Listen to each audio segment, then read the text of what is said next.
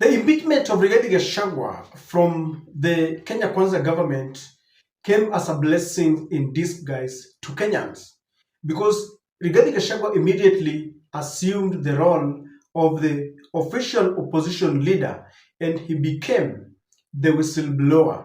Rigathi has continued to inject, revealing bit by bit the secrets that they had with William Samoei Ruto.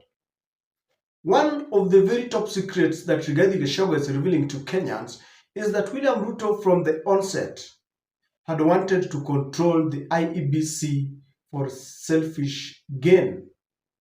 And many a times we do not want to doubt Rigathi Gachagua. And I know this is politics. Many are asking, why couldn't you come out and explain and reveal all this? Why spill the beans now? Well, spill the beans now. But the obvious is the answer, that politics is about interest. And the only two concerns are interest and betrayal. Rigathi Gachagua and William Ruto had a common interest. And therefore, he had to sit on the secrets.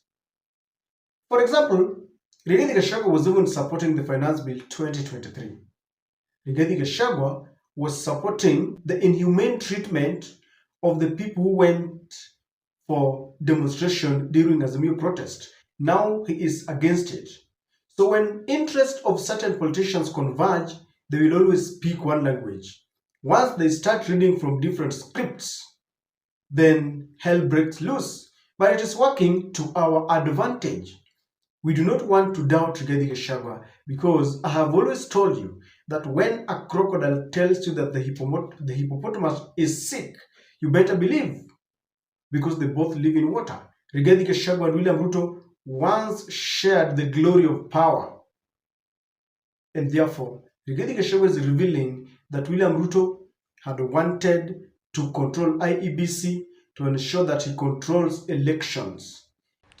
And I must tell the people of Kenya that we must be very careful because the president warns and pronounced himself before me many times that as president, he needs to manage the electoral cycle from the IBC all the way to the Supreme Court. And many times he indicated his desire to have the entire bench replaced so that he can put in place a bench that will do what he wants. And that is very dangerous for the country because, as a matter of fact, in the Kenyan history, many people believe that the only election that has ever been conducted in a honest, transparent, true, and verifiable manner is the election in 2002 when Kenyans were very tired of the Nyayo regime and people voted to the man. Remember the Kibaki Tosha, and Kibaki won that election. Kibaki came into power like a fresh breath of air to Kenyans. Kenyans started from marching policemen who were caught red-handed taking bribes. But ladies and gentlemen, we also need to give Ruto the benefit of doubt. We have not been there when they are sharing these secrets. And Rigathi Gachagua is a politician. There could be a possibility that he's just speaking to ensure that he paints Ruto in bad faith. Now, the question that I want us to ask ourselves, we also live in Kenya.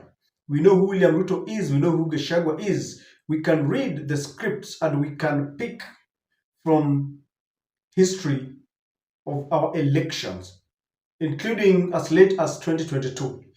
Is there any vector pointing to a possibility of fraudulent election in 2027? Is there any symptom that can lead to imaginations of Kenyans that maybe the government of the day is planning to rig elections? That is what I want us to look in this channel. Please allow me to request you to subscribe to our channel. Click the notification bell to allow YouTube to notify you whenever we release a video like this. Please, again, don't forget to like and share our videos. Thank you very much for your continued support. Ladies and gentlemen, the number one reason why I believe that there could be a possibility of election malpractice in 2027 is this. You know that our elections are always coiled around two institutions of power. Number one is the IEBC, Independent Electoral and Boundaries Commission. That is the body that is mandated by our constitution and by the power of the people to manage our elections.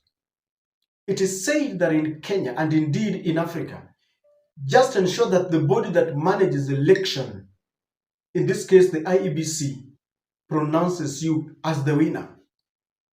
That is the second bridge that you cross. Once you cross that bridge, the second bridge is Kenya pretends to have a court of justice, the apex court, the Supreme Court, that consists of 7 judges. You will be told, even if you don't agree with the IEBC, head right to the courts. And once the person who wants to manage your elections has captured the IEBC, they will head straight to Supreme Court. These are things that are done prior to elections. It rotates around those two institutions. You are in charge of IEBC, the chairperson pronounces you. Even if some part of the commission has run away, as long as the chairman declares you the winner, then the battle now heads to the courts. We will be taken round and round with the evidence, bombshell, watertight evidence. Then they will retreat for some days to write their report. When the result or the verdict comes out, wild goose chase, hot air. And we have seen William Ruto masterminding the ouster of the 7 judge members of the Supreme Court, led by Martha Koome. Nelson Harvey and Grand Muller are leading this charge, telling you that what Rigathi is saying could be true, because if he's got the appetite of controlling the IEBC, then the other arm goes to the Supreme Court. So that William Ruto is afraid of becoming the first one-term president, and therefore he wants to ensure that he's in control of the two. Politicians shouldn't perhaps interfere with the runnings of this independent arm. Mr. Yesa cannot have a different opinion. He is an employee of President William Ruto. President William Ruto wants to remove Martha Koome and the other 6 judges from the Supreme Court. So his work is to defend automatically. But the question... But I'm asking, he's trying to say that my defense of Martha Koome is ethnic. I want to ask Mr. Yesa. So that appetite, because we have seen it, to remove the seven members of the Supreme Court, it means that he wants his own team as a new coach. He wants his own players who will listen to him, because the truth is that the 7 judges of the Supreme Court are implicated. I don't believe in them. I don't trust them. Neither does William Ruto, because these are judges who are appointed under the authority of Uhuru Muigai Kenyatta. Yes, they have worked together. But you see, in politics, once you have overlived your mandate, you go.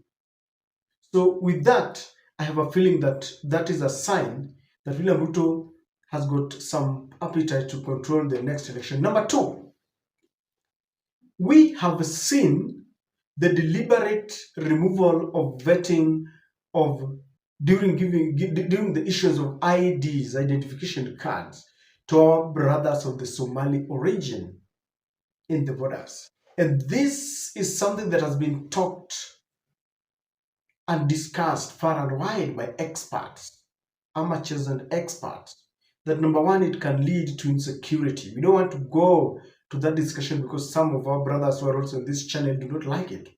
But it has also been mentioned that when William Ruto signed the executive order to abandon the serious vetting that was there before, there is another court ruling that accompanied it, that during the 2019-2018 census, the numbers of the counties including Mandera, were manipulated.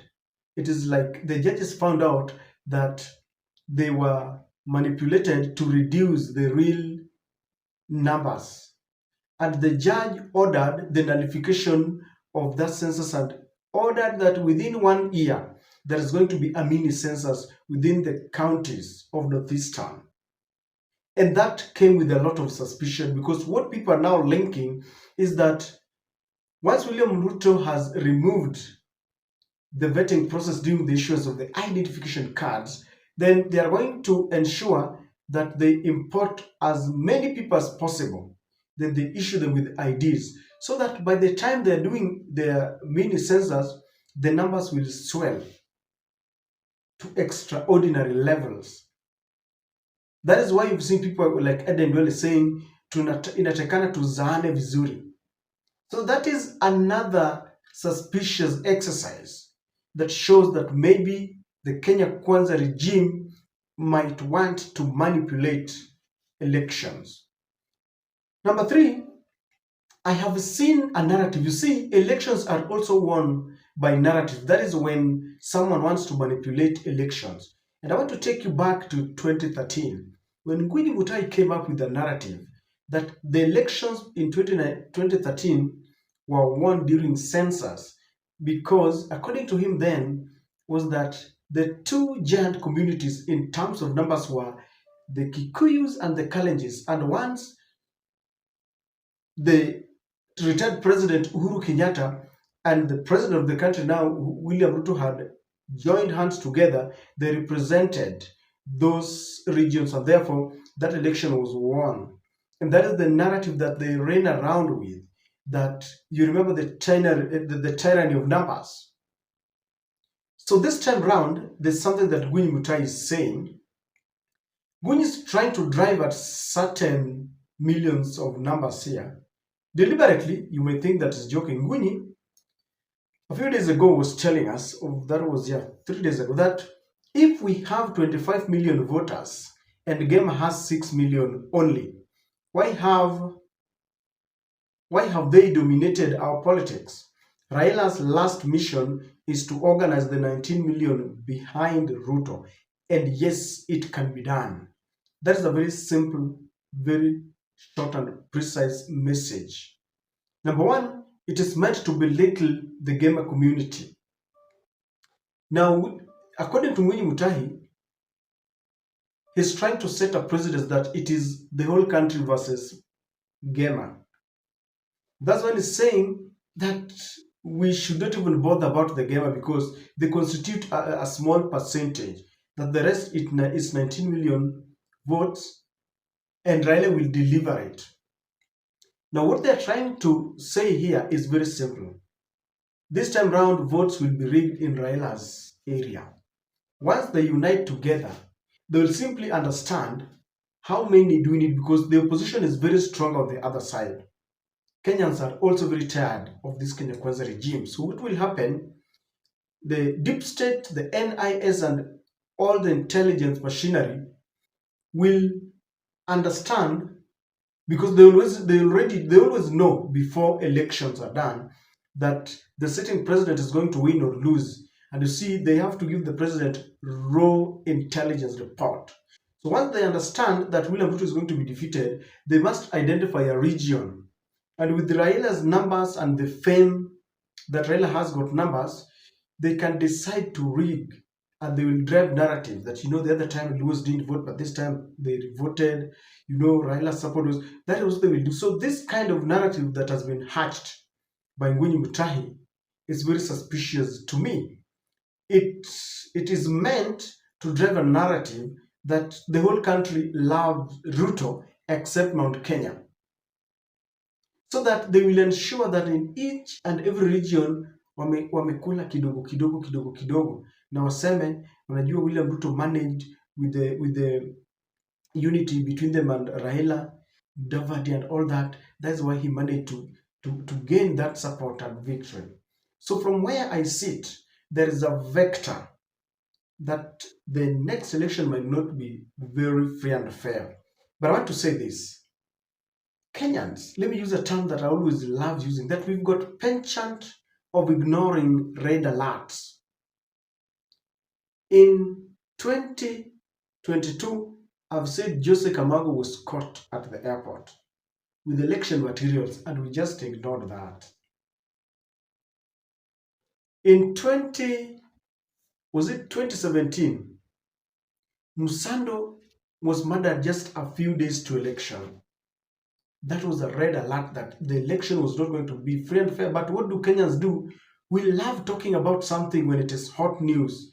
Then we rush it over, we brush it, and it is water under the bridge. Then we assume, and that is how Kenyans messed up. This time round, it is not just Rigathi Gachagua telling us, but many other people are reading mischief that the elections might just be rigged. Maraga, the former CJ, once told us in his ruling that election is not an event. Election is a process. It begins by the appointment of the IEBC panel, who are going to identify the candidates for the commission. And then they interview and they have the right people in place. The right people here are people who are pro-government. Then we go to, like that I understand that the deputy CEO was telling us that we need, is it 37 billion Kenya shillings to pay debts, and we need to replace some Kim's kids. Let me tell you, that is where it starts.